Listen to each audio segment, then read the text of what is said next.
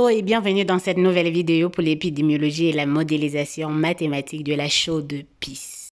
Si vous êtes nouveau ou nouvelle sur ma chaîne YouTube, n'hésitez pas à vous abonner et à activer la cloche de notification. La gonorrhée, communément appelée chaux de pisse ou blénorragie, est une infection sexuellement transmissible causée par la bactérie Neisseria gonorrhoeae. En 2012, la blénorragie présente elle aussi une tendance constante à hausse. À l'heure actuelle, le groupe le plus touché reste les hommes âgés entre 20 et 34 ans, 3 fois plus nombreux que les femmes. La gonorrhée se transmet lors d'un contact sexuel non protégé avec une personne déjà infectieuse. Généralement, la gonorrhée est asymptomatique. Dans le cas contraire, les symptômes apparaissent 2 à 5 jours après la contamination. Ces symptômes sont les pertes vaginales anormales, douleurs dans le bas-ventre et irritation de la vulve, écoulement anormal au niveau du pénis avec des taches dans les sous-vêtements et irritation du pénis, sensation de brûlis en urinant, douleur à la gorge et douleur anale, souvent avec écoulement de liquide. La gonorrhée n'est pas traitée ni dépistée à temps, des complications peuvent survenir comme infection des parties génitales et troubles urinaires, infection de l'utérus et des trompes de Fallope, infection de la prostate, voire même la stérilité. Le dépistage de la gonorrhée se réalise via un frottis vaginal, oral ou anal, via un examen d'urine premier jet. La gonorrhée se traite par des antibiotiques appropriés. Rien n'empêche la gonorrhée de te réinfecter une fois traitée et guérie.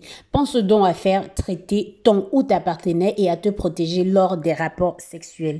Pour protéger de la gonorrhée, il faut utiliser un préservatif externe ou interne, un digue dentaire ou encore un gant en nitrile. Les préservatifs permettent de réduire les risques d'exposition mais n'offrent pas une protection totale car la gonorrhée peut se transmettre lors des caresses sexuelles et lors des pratiques du sexe oral. Alors, comme je viens de donner les critères, tout ce qui concerne l'épidémiologie de la blénorragie, alors maintenant nous allons faire la modélisation.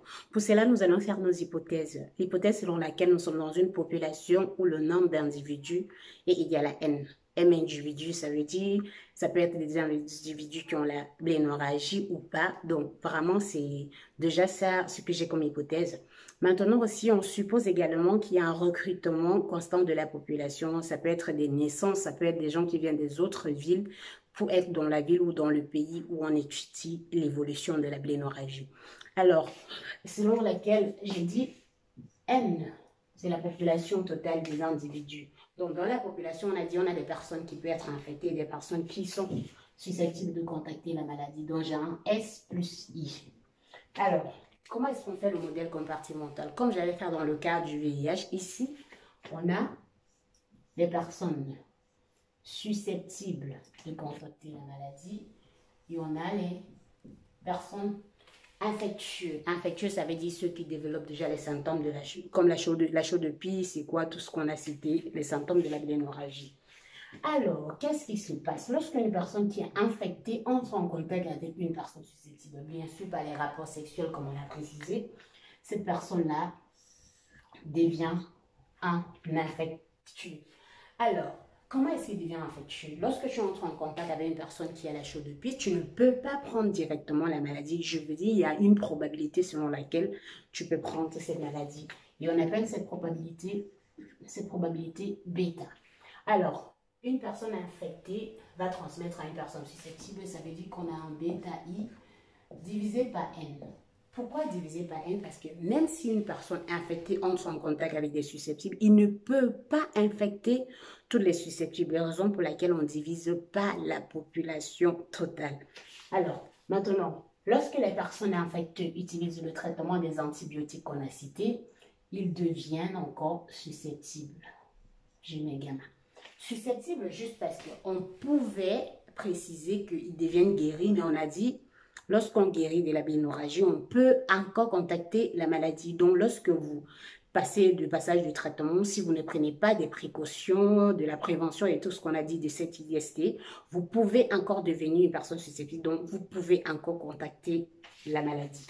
Alors, ici, on a dit qu'il y a un recrutement de la population. Recrutement, je mets juste un recul dans la place des susceptibles parce que dans l'hypothèse, on considère qu'il y a des nouveau-nés. Les nouveau-nés, ils ne naissent pas avec la blénorragie, c'est connu. Et maintenant, il y a les gens qui viennent des populations différentes. On suppose que ceux-là, ils arrivent déjà sans être malade.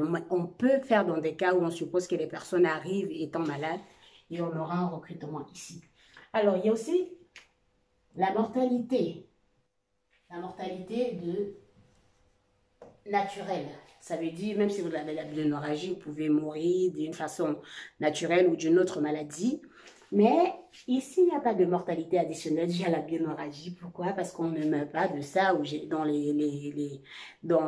l'épidémiologie, j'ai parlé des conséquences que ça peut causer, la stérilité et tout ce qui va avec. Donc, je considère qu'il n'y a pas de mortalité due à la bilionorragie. Alors, en utilisant les mêmes hypothèses de variation, on peut écrire l'équation de l'évolution à partir de ce modèle compartimental. Alors, on a S.dt, c'est-à-dire la variation des susceptibles au cours du temps. Qu'est-ce qui se passe? Il y a le recrutement des nouveaux-nés, les personnes qui arrivent dans la population. Et il y a les susceptibles qui deviennent des personnes infectées. Ceci sort de la classe de S, donc on a bêta fois S. Et aussi, il y a les personnes infectieuses qui deviennent des susceptibles, plus gamma I. Mais il y a également la mortalité des susceptibles, la mortalité naturelle, je mets mu S. Comment est-ce qu'on écrit l'équation des infectieux? Qu'est-ce qui se passe? Des infectieux, la population est augmentée par le nombre de susceptibles qui devient infectieux. Donc, on a un bêta I divisé par NS. Et il y a les personnes infectieuses qui deviennent des susceptibles. Donc, on a un gamma I. Et il y a la mortalité, comme tout dans le cas des susceptibles, la mortalité mu I. Donc, voilà une façon simple de représenter l'évolution de la bilionorragie au cours du temps. Alors, comme on avait dit la dernière fois, où je faisais à tout prix vous faire le lien entre cette dynamique et ce qu'on a généralement en mathématiques, vous pouvez voir ici qu'on a une équation différentielle, peut-être non linéaire, une équation que vous pouvez retrouver en troisième année, mathématiques et tout le reste. Cette équation est non linéaire. Donc, si je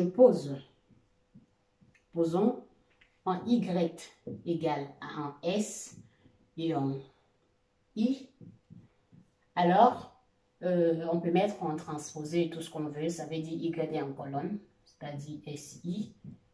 Alors cette équation se met encore sous la forme d'un Y prime dt, Y point, pardon, j'avais point, dérivé de Y égale à F dt fois Y dt.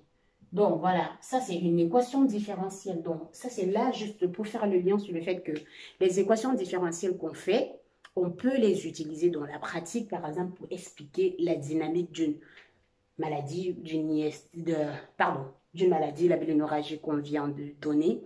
Donc, on utilise ces équations, peu importe la situation. La résolution de ce type d'équations, en général, dans le cas de l'épidémiologie, on utilise ce qu'on appelle les problèmes de type Cauchy, Donc, pour les gens qui font déjà la modélisation, ils savent de quoi il s'agit parce qu'il y a ce théorème de Cauchy-Lipschitz pour démontrer l'existence des solutions de cette équation couramment utilisée. Donc, voilà, en gros, ce qu'on peut s'attendre à voir pour la modélisation de la bilionorragie. Mais les hypothèses sont restreintes. On a négligé le fait que les personnes infectés peuvent arriver dans la population. On a négligé aussi la température. Bref, on a négligé plusieurs critères que dans certains modèles, vous pouvez considérer. Je vous remercie d'avoir regardé cette vidéo.